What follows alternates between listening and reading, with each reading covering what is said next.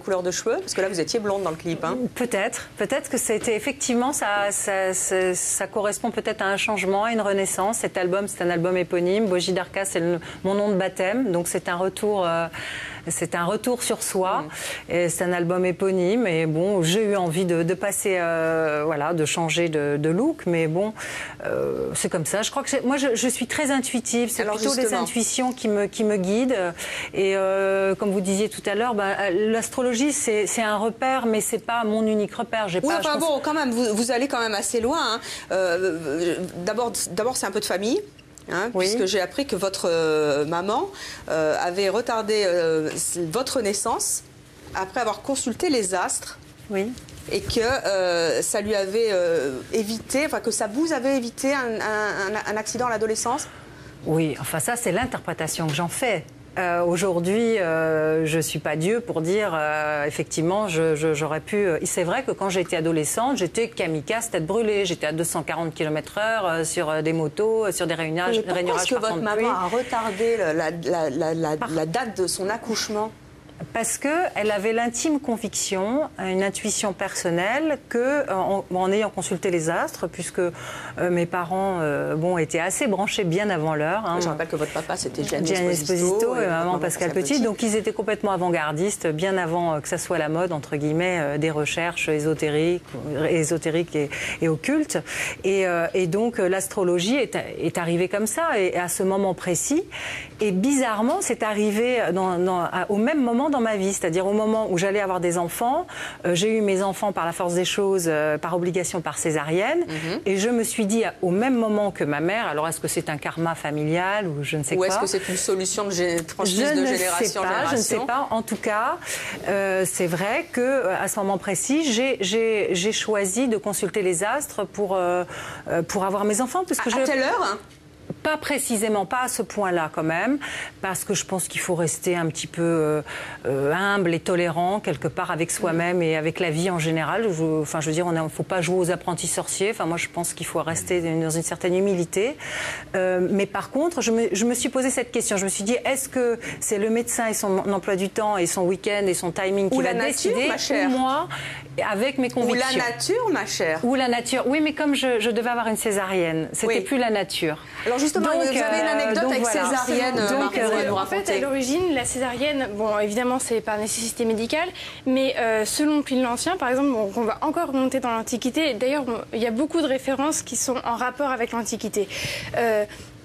En fait, on aurait fait une césarienne pour rapprocher César des dieux. Et donc, à chaque fois, même dans les mythologies hindoues, quand on est par le flanc de sa maman, c'est qu'on va être meilleur et qu'on va être rapproché des dieux.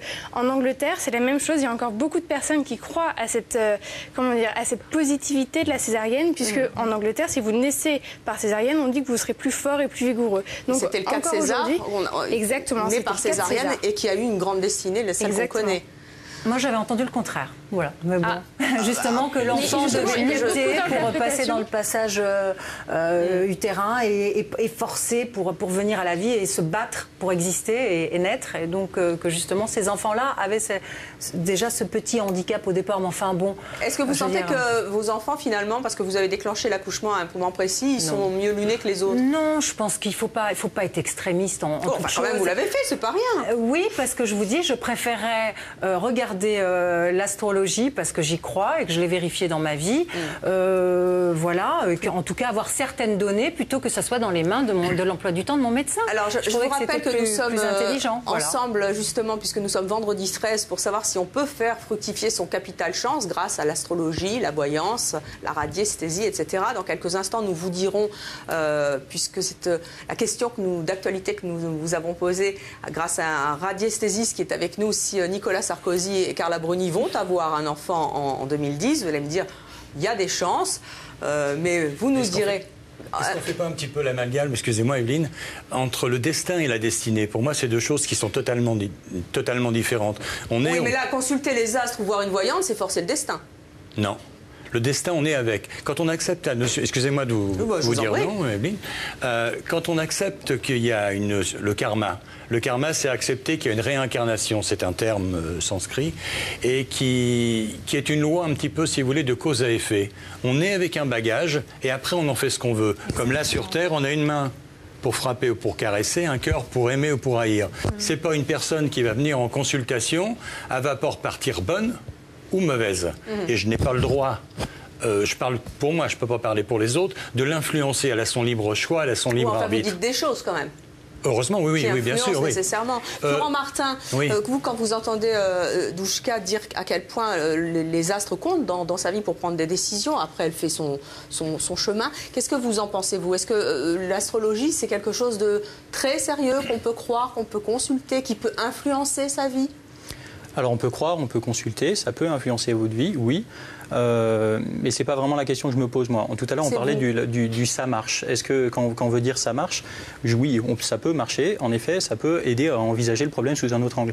La question qu'on se pose, nous, quand on fait en science, c'est d'essayer de déterminer si oui ou non, ces prédictions, on essaye de comparer en fait les résultats que donne l'astrologie ou toutes les mancies en fait, à ce que donne le hasard ou à ce que donne par exemple aux prédictions pourrait faire un psychologue avec un peu de bon sens. Par exemple, vous lui demandez est-ce que le couple Sarkozy va avoir un enfant cette année, on lui demande, Madame Sarkozy a manifesté l'envie d'avoir un enfant, si elle a arrêté la pilule, en effet, il y a des chances que ça se fasse. S'il y a une chance sur deux, en effet, moi je veux bien tenter ma chance aussi, je vais dire non. Et donc, est-ce qu'il faut crier hurrah au moment, je ne sais pas, s'il y a une chance sur deux, j'estime, voilà, le temps que ça se fasse et tout, j'estime que non.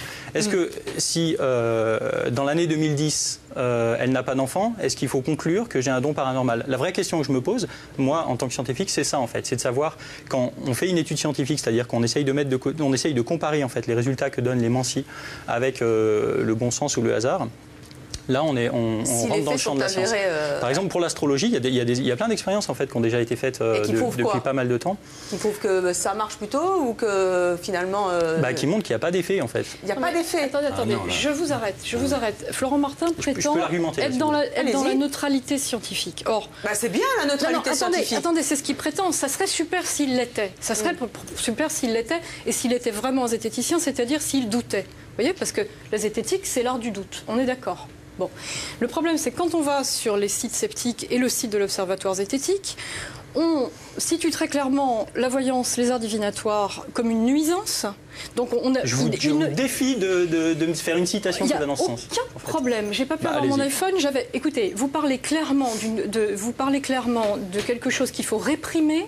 Vous dites qu'il faut faire de la prévention. Je pense que vous pour trompez empêcher l'aliénation. Prévention et aliénation. Je pense que vous trompez. Il y a quelque chose. Non, je me trompe pas de site et j'ai les références et je les ai vérifiées. Donc je vous invite tout le monde à aller voir zététique.fr et à lire les dossiers. Si vous voulez, il part du principe que le monde de Florent Martin, il est divisé à deux étages. Il part du principe que, et Bernadette Binceau de Vincent, qui est philosophe, a très bien démontré ça dans un de ses bouquins, La science contre l'opinion, c'est-à-dire qu'il part du principe que l'ensemble des gens sont des crétins, et eux, ils ont la réponse. C'est une position d'autorité. Non, mais vous savez qu'il y a des arnaques aussi, Maud. Mais bien sûr, mais attendez, mais je pense que n'importe qui est capable de les ressentir, ces arnaques, contrairement à ce qu'on pense. Vous savez, quand des gens appellent des numéros 0800, grande voyante, 24 heures sur 24, ils savent ce qu'ils font, ils savent que ce n'est pas des voyants. On n'est pas là pour faire un débat sur l'astrologie, moi je veux des solutions. Aujourd'hui, la question, c'est est-ce que je peux faire fructifier mon capital chance en consultant une voyante, en regardant les astres, voilà, c'est le masque. C'est le masque. En allant voir un voyant, un médium, un radiesthésiste. C'est la validation subjective, ça s'appelle en psychologie, ça. On a choisi un outil de diabolisation, comme ça, et à chaque fois que quelque chose va mal, on reporte. Vous avez vu comme je m'en tire bien, hein? Il y en a là-dedans. Hein. Mais on va prendre tout de suite dans un appel téléphonique. Mais avant cela, on est allé dans la rue vous demander si vous étiez superstitieux. On vous a posé la question et vous nous avez donné quelques petits conseils assez surprenants.